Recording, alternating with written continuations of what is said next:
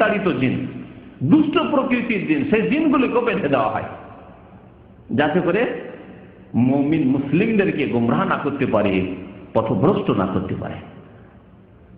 যার পরিণত স্বরূপ দেখা যায় যে রমজান মাস আসলে খারাপও ভালো হয়ে যায়, অনেকটা খারাপ লোকও অনেকটাই ভালো হয়ে যায়।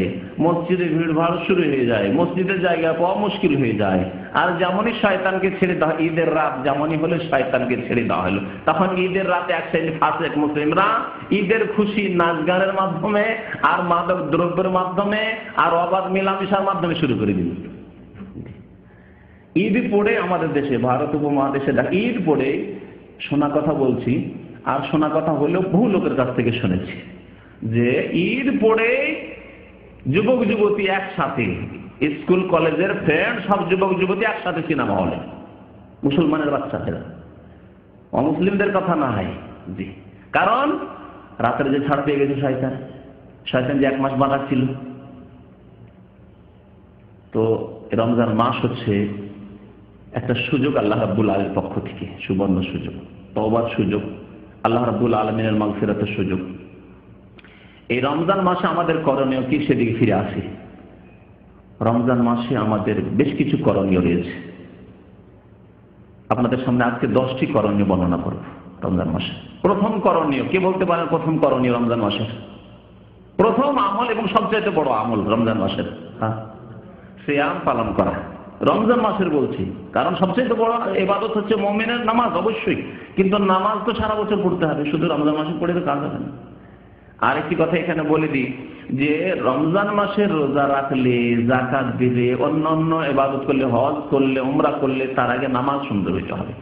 কারণ মুহাদ্দিসিনে কিরাম, আহলে সুন্নাত ওয়াল জামাত, উলামায়ে কিরাম, যারা গবেষক উলামায়ে কিরাম, তাদের মত হচ্ছে যে যেমন কালেমা লা ইলাহা ইল্লাল্লাহ শর্ত সহ তার দাবি দাওয়া পূরণ করা সমস্ত ইবাদত কবুল হওয়ার জন্য, এমনকি নামাজ কবুল হওয়ার জন্য শর্ত। কারো যদি লা ইলাহা ইল্লাল্লাহ ঠিক না থাকে তো নামাজ পড়ে লাভ আছে। অনেক অমুসলিম নামাজ পড়তে ভালো লাগে, সৌদি আরবে নামাজ পড়ে, মুসলমান হবে না কিন্তু নামাজ পড়ে, মসজিদে ঢুকে যায়।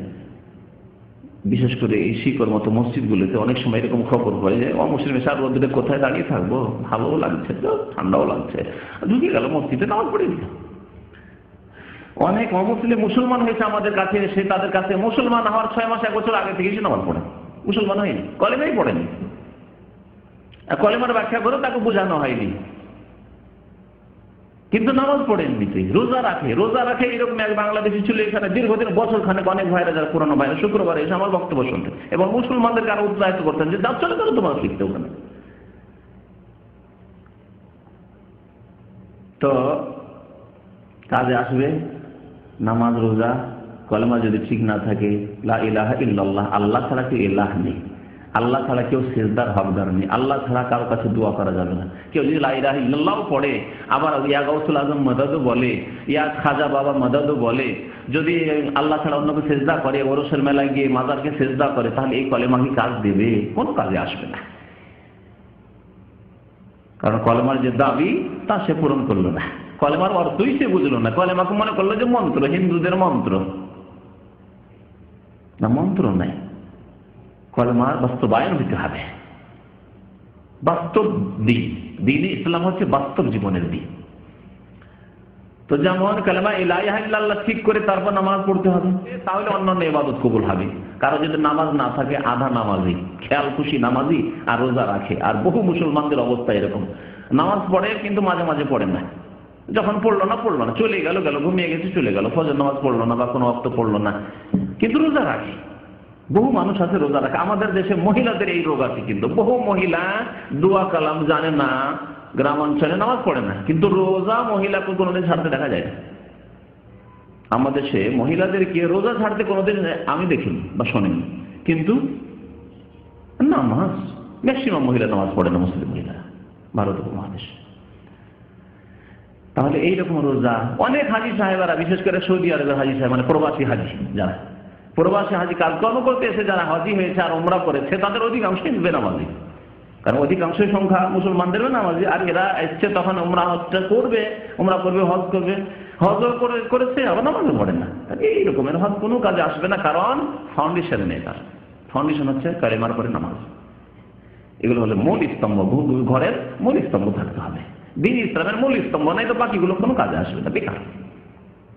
তাহলে রমজান মাসে রোজা সবচেয়ে বড় ইবাদত নামাজ, কালেমা লা ইলাহা ইল্লাল্লাহ পরে নামাজ ঠিক করার পরে সবচেয়ে বড় ইবাদত। কারণ ফরজ ইবাদত সবচেয়ে বড় ইবাদত। যতই নফল ইবাদত করেন না কেন, ফরজ ইবাদতের সাথে কোনো ইবাদতের তুলনা নেই। একটি উদাহরণ দিয়ে বলি, একজন মানুষ তাহাজ্জুদ পড়ে, আর আরেকজন মানুষ তাহাজ্জুদ পড়ে না, কিন্তু একটি ফরজ নামাজ ছাড়ে না। জোহরের নামাজ ধরো, দিনের নামাজ, জোহরের নামাজ আর তাহাজ্জুদের নামাজ। তাহাজ্জুদ মানে রাতের অন্ধকারে খুব ডাকলেন আল্লাহকে, খুব কাঁদলেন আল্লাহর সামনে, একাই নির্জনে, কোনো মানুষ জানতে পারলো না, একেবারে ইখলাসের সাথে, নিষ্ঠার সাথে, লুকিয়ে লুকিয়ে। ইখলাস রয়েছে এতে ইবাদতে, কিন্তু নফল ইবাদত, অতিরিক্ত ইবাদত, নবী করিম সাল্লাল্লাহু আলাইহি ওয়াসাল্লামের সুন্নাত এবং অতিরিক্ত ইবাদত। আর ফরজ ইবাদত মানে আপনাকে করতেই হবে আপনাকে মুসলিম থাকার জন্য।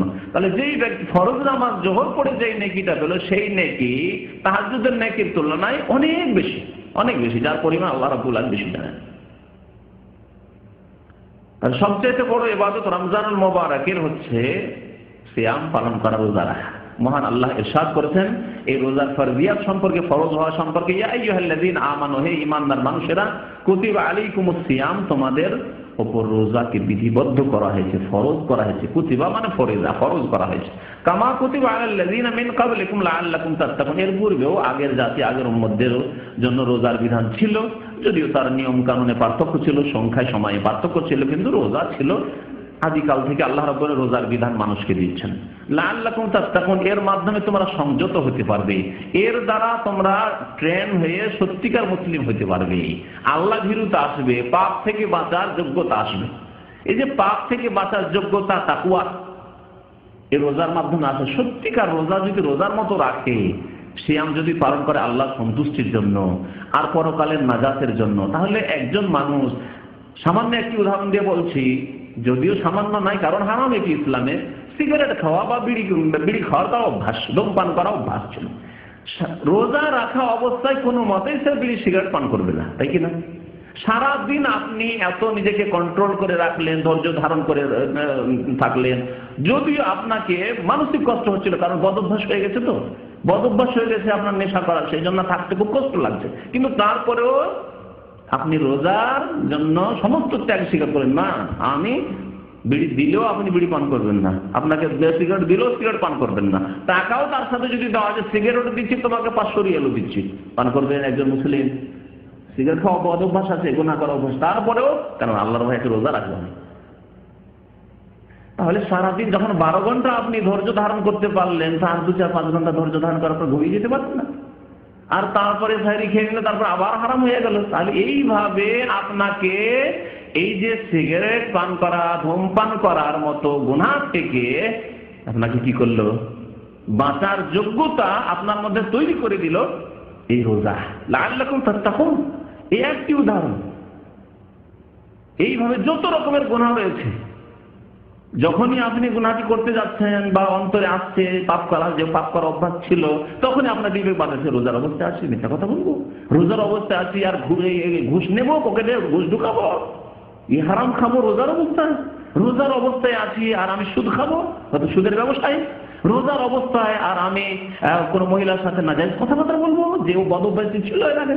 তাহলে লাআল্লাকুম তাত্তাকুন, এইভাবে ধীরে ধীরে ধীরে ধীরে এই রমজান মাসে রোজা রাখবে আর তোমার মধ্যে তাকওয়া চলে আসবে।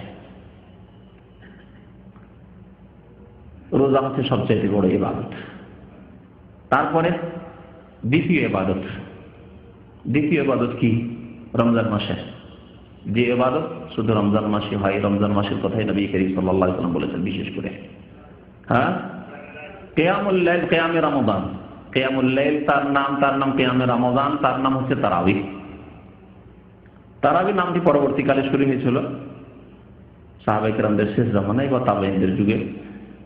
তারবিহা থেকে মানে বিরতি দেওয়া, দীর্ঘক্ষণ ধরে নামাজ পড়তেন। নামাজ তো সেটিও লম্বা হইতো, সেই কোয়ালিটির নামাজ তো আর পৃথিবীতে নেই। মা আয়েশা রাদিয়াল্লাহু তাআলা আনহা বলছেন যে নবী করিম সাল্লাল্লাহু আলাইহি ওয়াসাল্লাম 11ই পড়তেন, কিন্তু তার কোয়ালিটি কেমন ছিল জানো? গতকালকে খবরে বক্তব্য ছিল, তাই এই কথাটি বলছিলাম যে একটা হচ্ছে কোয়ালিটি, আমি এখানে বলি মাঝে মাঝে আপনাদেরকে, একটা হচ্ছে কোয়ালিটি আর একটা হচ্ছে কোয়ান্টিটি, পরিমাণ, তাই না?